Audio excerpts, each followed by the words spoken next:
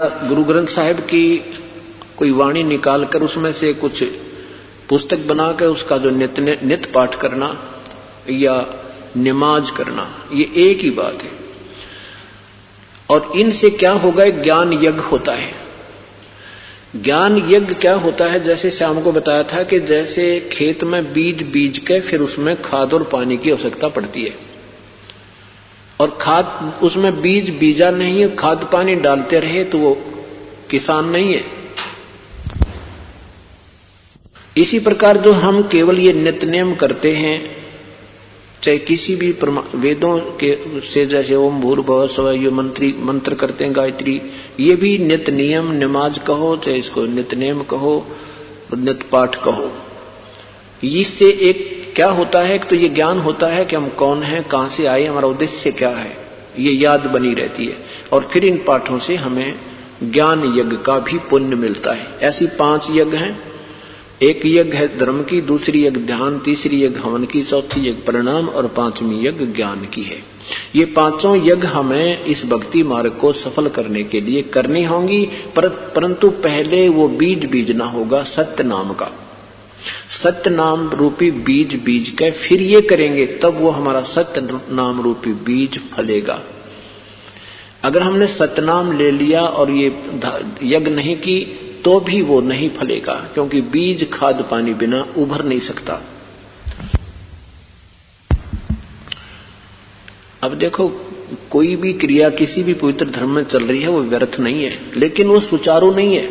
जैसे कोई एक बस का एक व्हील निकाल ले, एक गाड़ी का या कार का एक पहिया निकाल लिया और उसने धक्के देता फिर घुमाता है, अब कहता यही गाड़ी है, तो वो उसकी नादानी बालकपन है।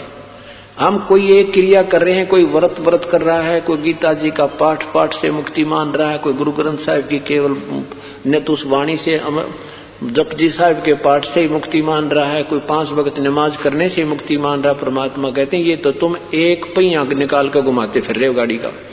ये सारे जोड़ जुगाड़ जुड़ के ये सारे ठीक हैं, ये अंग सही है, लेकिन आपने जोड़निया ना पाया इनको, तो अब ये सारे जोड़ दिए या गाड़ी पूरी बन गई। ऐसे अपने सदग्रंथों में प्रमाण है। तो क्या बताते हैं कि 5 वक्त तो नमाज करें, प्रभु से प्रार्थना करते हो, हे प्रभु, नमाज यही है कि हे मालिक हमारे ऊपर मेहर रखना, आप सर्वशक्तिमान हो, आप ये कर सकते हो, नमाज यही होती है। और फिर कहते हैं दाव लगा जब मांस खा गए, तेरा गजब हुई। फिर ये क्या भक्ति हुई? ये काहे की स्तुति की परमात्मा से। अब जैसे किसी सेठ के पास जाते हो और सेठ से, साहूकार से आप पैसा भी मांगते हो और उसके बच्चे के गर्दन पर पैर रख रहे हो, वो कैसे आपको पैसे देगा, कैसे आपकी सुनाई करेगा? तो परमात्मा के एक जीव को मार रहे हैं और उसी के सामने अपनी सुरक्षा और अपने बच्चों की सुरक्षा की याचना कर रहे। ये कौन सी समझ की बात तुम्हारी? परमात्मा कहते हैं, आदरणीय गरीबदास साहेब और कबीर परमेश्वर कहते हैं कि परमेश्वर को जैसे बाप को बड़ा बेटा भी उतना प्रिय होता है और छोटा पुत्र या पुत्री वो भी उतना प्रिय होता है, ऐसे ही तुम चाहे छोटे जीव को मारो चाहे हाथी को मारो, उस भगवान के लिए एक ही जैसे आप दोषी हैं। इसलिए कोई मुर्गा बकरी गाय या तुम सुअर कुछ भी खाते हो, मृग तोतर तीतर आदि, ये परमात्मा के जीवों को मारकर और फिर उसी से याचना करते हो, ये बंदगी नहीं, तुम तो एक रीस कर रहे हो। 5 वक्त नमाज गुजारें करें श्याम को खुन्ना, और बिना बंदगी बोक बनोगे रहो जूनम जूना, पशु जूनी में जाओगे, ये मुक्ति मार्ग नहीं है।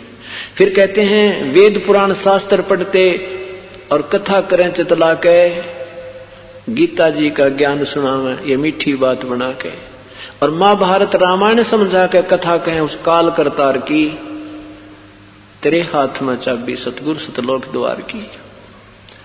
कि जैसे वेद और शास्त्रों के बड़े ज्ञाता प्रसिद्ध हो रहे थे, किस प्रकार हो जाते थे ये विद्वान, कैसे पाक गए, इनकी विद्वता का ढोल कैसे बज गया।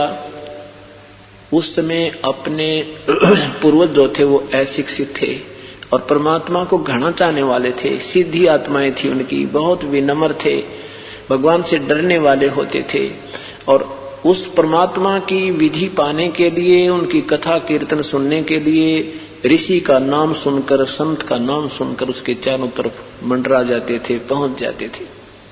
और ये ऋषि जन संस्कृत ज्ञाता थे, संस्कृत में बोलते कुछ थे, उसका अनुवाद हमें कुछ करके सुनाते थे।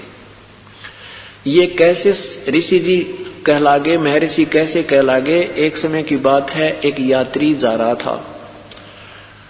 एक शहर में पोस्टर लगे थे कि एक बहुत बड़ा विद्वान आया हुआ है, बहुत बड़ा गीता और वेदों के ऐसे ज्ञाता आज तक कोई हुआ ना हो सकता, बहुत ही विद्वान पुरुष है, बड़े अच्छे संस्कृत के ज्ञाता हैं, वेदों को तो कंठस्थ याद किया है।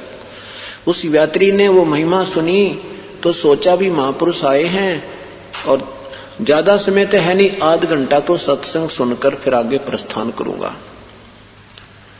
सत्संग का समय हुआ, यात्री सत्संग स्थल पर पहुंच गया। उस महर्षि जी ने संस्कृत में अपना प्रवचन प्रारंभ किया। पहले संस्कृत बोलता रहा, आधा घंटे तक वो संस्कृत बोल रहा था, संस्कृत ही उच्चारण कर रहा था, मीठी मीठी आवाज लगा के, मीठे मीठे ढंग से, त्वमेव माता च पिता त्वमेव, त्वमेव बंधु च सुखा त्वमेव, यानी 1 घंटे तक वह न्यू बांड्या करते। तो यात्री ने सोचा भाई महर्षि आध घंटे का समय है, ज्यादा मेरे पास समय है नहीं, और कहते हैं सत्संग तो थोड़ा ही अच्छा होता है, जितना मिल जाए वही कुछ श्रेयकर होता है। तो उसने सोचा अब चलते हैं। तब तक वो वक्ता जो है संस्कृत ही बोल रहा था, जो यात्री नहीं समझ पा रहा था, श्रोता नहीं समझ पा रहा था ये कह क्या रहा है, लेकिन उसकी मीठी आवाज से बहुत प्रभावित और उसकी प्रशंसा से लोग कह रहे थे ऐसा तो विद्वान नहीं सुना, ऐसी तो वेदों का ज्ञाता नहीं सुना। वो उठकर चल पड़ा, भी तो इतना समय है नहीं, बहुत सत्संग, इतना ही बहुत आज तो मुझे। आगे वो जा रहा था, रास्ते में उसने किसी एक पाली से, एक ग्वाले से रास्ता पूछा। तो ग्वाले ने कहा कि आप कहां से आए हो यात्री, कहां जा रहे हो? यात्री ने कहा भी मैं उस गांव से आया हूं, उस गांव जा रहा हूं, और भाई यहां थोड़ी सी देर सत्संग भी सुनकर आया हूं। तो उस पाली ने कहा कि आजा बैठ जा यात्री, मुझे भी बता दे महापुरुष ने क्या वचन कहे, मेरा भी कल्याण हो जा। मैं जा तो सकता नहीं क्योंकि मेरे पास पशु बहुत हैं, भाई मुझे 2 बात जो सुनकर आया है तो मुझे बता दे। तो यात्री कहता है भाई ऐसा महापुरुष तो ना तो हुआ और ना हुआ, वेदों के ज्ञाता क्या कहने, वही पूछो मत, क्या बताऊं। तो वो कहता भी मुझे भी 2 बात बता दे, मेरा भी कल्याण हो जा। यात्री कहता भाई ये तो मुझे मालूम नहीं वो क्या कह रहा था, पर ऐसा विद्वान आज तक हुआ ना हुआ। अरे तेरा गफूटे बाग थरे, उस स्वयं को ये मालूम नहीं उसने क्या वचन कहे, संस्कृत बोल रहा है जो तेरी समझ में आई नहीं, फिर भी उसका प्रशंसक है। इसको कहते हैं लोक वेद। इस लोक वेद के आधार पर वो महर्षि पाक रहे थे और उनको इन सदग्रंथों का ABC का भी ज्ञान नहीं था। आज तक अगर ज्ञान होता पवित्र हिंदू धर्म में तो ये ब्रह्मा विष्णु महेश को अजरो अमर नहीं बताते। आज तक किसी को कह उठाकर देख लो, ये तो सर्वेश्वर है, महेश्वर है। और जबकि गीता जी में कहा कि इन तीनों भगवानों की पूजा, तीनों गुणों की पूजा मूर्ख लोग करें, गीता जी में लिखा है। और खुद जो गीता बोलता भगवान वो कहता मेरी पूजा भी व्यर्थ है, वो तो परमात्मा कोई और है पूजा के योग्य, उसके लिए कोई संत आएगा, तत्वदर्शी संत बताएगा, मैं भी नहीं जानता उस परमेश्वर की भक्ति विधि को। बताओ, ये गीता जी बोल रही है और गीता जी क्या कह रही है आज तक हिंदू, पवित्र हिंदू समाज को नहीं पता। ऐसे ही अपने जो गुरु ग्रंथ साहिब, पवित्र गुरु ग्रंथ साहिब क्या बोल रहा है, ये पवित्र सिख समाज को कतई नहीं पता। और पवित्र कुरान शरीफ क्या बताना चाहती है, ये पवित्र मुसलमान समाज को बिल्कुल नहीं मालूम। और यही बात है कि आज दास सत्य कहता है और उन लोक वेद सुनी सुनाई बातों के आधार पर ये ऐसे अड़के बैठ के अगर नहीं ये क्या जाने हमारे मजहब के बारे में। चलो उनके बारे में तो ना जानो, हिंदू धर्म में तो हमने 40 साल तो 38 साल तो मुझे हो गए थे वो रट्टे लगाते ने, और फिर देखा अपने सदग्रंथ क्या बता रहे हैं, ये हमारे वक्ता क्या बता रहे हैं।